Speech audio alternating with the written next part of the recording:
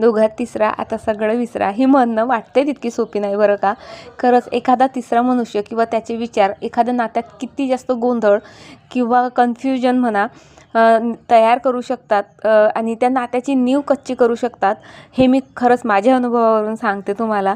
म्हणजे जसं मी सांगितलं, दादाच्या लग्नातला तो माझा अगदी सिंपलच लूक पण समोरच्या व्यक्तीच्या डोळ्यात इतका खुपला की ही बोटानेच फिरवेल, ही अशीच करेल, ही तशीच करेल, आपल्या घरी ही टिकणार की नाही, अशा बऱ्याचशा गोष्टी त्या व्यक्तीने माझ्या सर्व म्हणजे समोरच्या फॅमिलीमध्ये पसरवल्यात.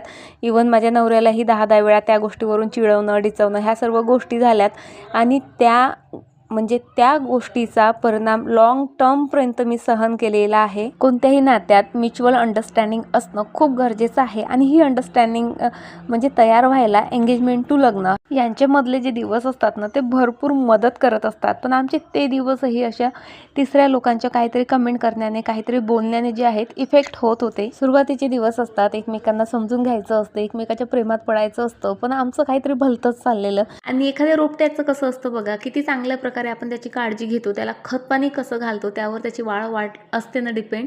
तसंच नात्याचंही असतं. सुरुवातीला आपण कसं त्याला समजतो, जोपासतो, आपले सुरुवातीच्या एकमेकांबद्दलचे विचार हे याच काळात जे आहेत तयार होत असतात. पण तेव्हा तिसऱ्याने असं चुकीचं खतपाणी घातलं काय काय भोगावं लागतं खरं सांगता